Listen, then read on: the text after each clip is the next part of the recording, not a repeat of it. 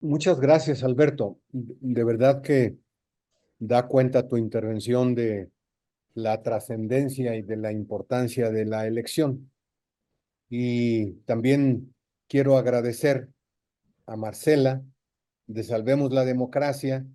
su gentil invitación para poder participar en este espacio de reflexión con personajes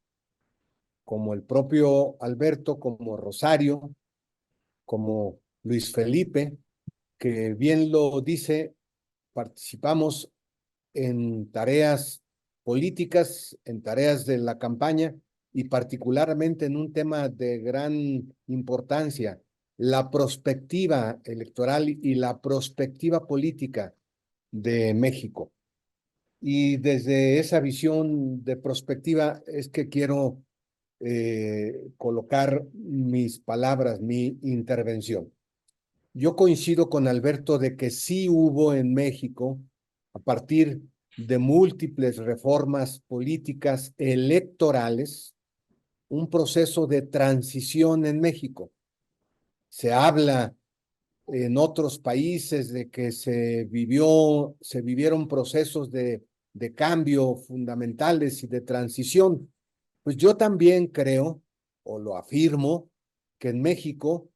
a partir de la primera reforma política que fue en 1977, sí se dio un proceso de reforma y un proceso de cambio que consistió básicamente en el respeto a la voluntad ciudadana, el respeto al voto, el respeto a la decisión de las y los electores para elegir a sus dirigentes y a sus representantes y a sus gobernantes. Tan se dio un proceso de transición de México hacia la democracia, eh, largo ese proceso, que tuvimos también en el año 2000 un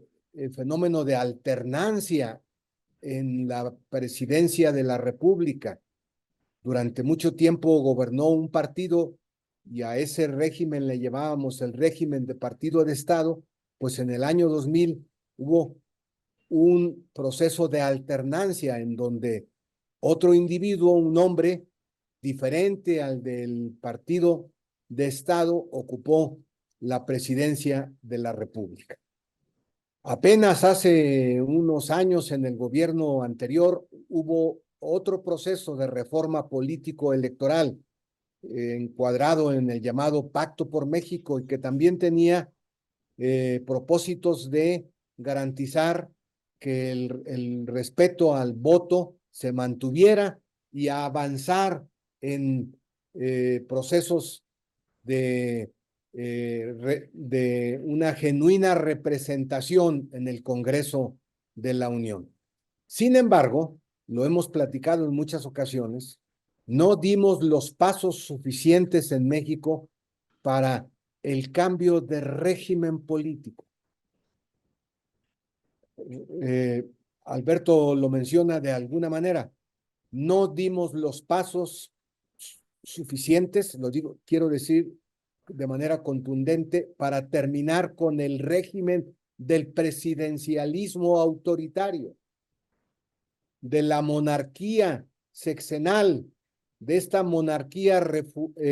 disfrazada de presidente, y luego peor todavía, disfrazada de presidente de una república. La verdad es que ni hemos vivido en un régimen republicano y la verdad es que gran parte de la historia de México no ha sido una república, un sistema de una república federalista, sino un presidencialismo tremendamente centralista. Yo soy de los que creen que en las múltiples guerras civiles, golpes de Estado y azonadas, se hablaba a favor de la democracia representativa y siempre ganaban las guerras civiles los federalistas, pero gobernaban como centralistas. El propio Juárez hablaba de la república democrática, de equilibrio de poderes y de federalista, pero también gobernó de manera centralista.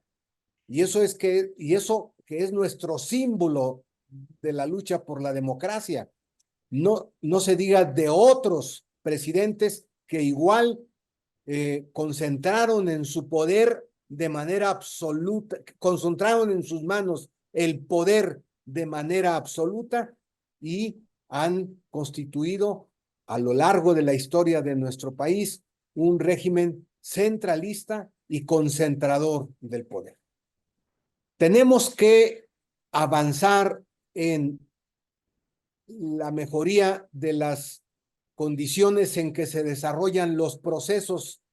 electorales, las elecciones. Tenemos que avanzar en que el voto cuente y se cuente bien, pero nuestra tarea fundamental es avanzar para cambiar de régimen. Mi compañero Luis Felipe habla de que tenemos que hacer una transformación cultural en el modo de vida política que tenemos en nuestro país. Y eso significa terminar con el presidencialismo absolutista, terminar con el centralismo que asfixia y terminar con la concentración del poder en un solo individuo. Por eso tienen tanta importancia, y paso al tema específico, las elecciones que no son solo de presidente de la República, son las más mencionadas y son las que atraen la atención por la propia cultura presidencialista que tenemos en México. Pero igual de importante es la elección del poder legislativo. Ahora podemos observar cuánto habíamos avanzado, pero también podemos observar cuánto estamos retrocediendo, porque en nuestro proceso de transición avanzamos hacia un poder legislativo autónomo e independiente del presidente de la República. Y hoy lamento, como seguramente lo hacen muchas mexicanas y mexicanos, que ese avance que habíamos tenido retrocede ahora a una mayoría en el poder legislativo sometida de nueva cuenta al presidente de la República. Pero también el poder concentrado en el presidente está tratando de someter al poder judicial que habíamos avanzado en este proceso de transición en hacerlo autónomo e independiente del presidente de la República. ¿Qué les digo de las gobernaturas, de las entidades federativas? Que en el régimen centralista, monárquico a que se refiere Alberto, pues los estados no existían como parte de una república federal, sino existían como jefes políticos, les llamaba Porfirio Díaz, jefes políticos enviados por el presidente a los estados. Y eso eran en realidad los gobernadores de las entidades federativas, jefes políticos que se convertían en caciques. Y por último, el tercer orden de gobierno que en una república es tan importante, que en una república democrática, representativa, federalista, de equilibrio de poderes es tan importante, que es los gobiernos municipales. En realidad son pocos o inexistentes los gobiernos que actúan con autonomía, porque el poder centralizado en el presidente de la República utiliza todos los recursos y él distribuye lo que a su capricho conviene, los recursos a los municipios. Por lo tanto, este hecho al que hace referencia Alberto, quien introdujo el tema de más de 800 municipios controlados por el crimen organizado, también es resultado de que están indefensos frente a las ofertas que les hacen las bandas del crimen organizado para ofrecerles recursos para que tengan para sostener los municipios. No justifico, lo que digo es que es una de las causas de que los municipios autónomos no existan en nuestro país o sean muy pocos, y sigan dependiendo o del poder centralizado en el presidente o del poder centralizado en los caciques políticos llamados gobernadores o del poder distribuido entre las bandas del crimen organizado. Por eso, a la par de elegir una nueva presidenta de la República y a la par de garantizar una mayoría democrática en el Congreso de la Unión y a la par de garantizar la autonomía del Poder Judicial, tenemos que avanzar en distribuir el poder hacia las entidades federativas, pero sobre todo distribuir el poder hacia los municipios, al tercer orden del gobierno, pero al gobierno que está más directamente involucrado en las necesidades y en la solución de los problemas inmediatos del pueblo, de la ciudadanía, de la gente. Si ustedes me permitieran una definición, diría que igual que elegir al presidente de la República, tan importante es elegir la mayoría en el Congreso de la Unión y elegir la mayoría en las gobernaturas de los estados. 20,700 cargos, algunos más importantes que otros, pero todos en su conjunto pueden dar la pauta para que por fin México pueda avanzar hacia la constitución de una república democrática, una república federativa, descentralizada, de equilibrio entre los poderes y de respeto y autonomía a los municipios y a los estados. Pues muchas gracias por su atención. Yo creo que sí debemos de estar conscientes de que si la oposición gana legítimamente, López Obrador no va a aceptar el resultado. Tengamos conciencia de ello y por eso necesitamos la ciudadanía en su conjunto y también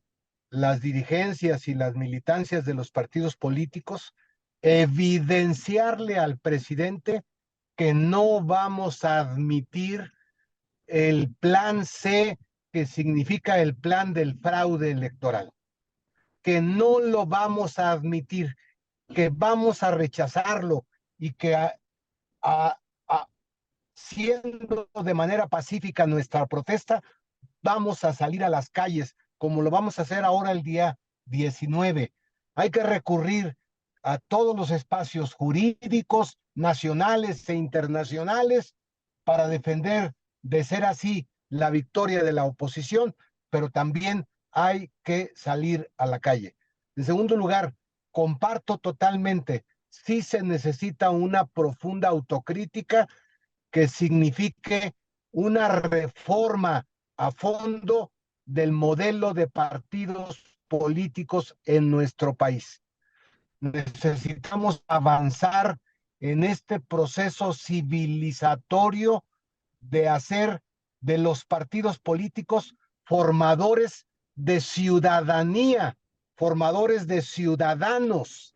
porque en la medida en que las personas dejen de ser siervos del presidente para convertirse en mujeres y en hombres libres, es decir, en ciudadanos, estaremos dando el paso significativo para la constitución de una república democrática. Pues sí, comparto la necesidad de construir esa reforma para terminar con el régimen del presidencialismo dictatorial y autoritario, y necesitamos una profunda reforma del modelo y del sistema de partidos actualmente existente en México. Y ahora sí me tengo que retirar. Les aprecio mucho la gentileza de su atención a ustedes y a todas y todos aquellos que nos están escuchando en México y en otras partes del mundo.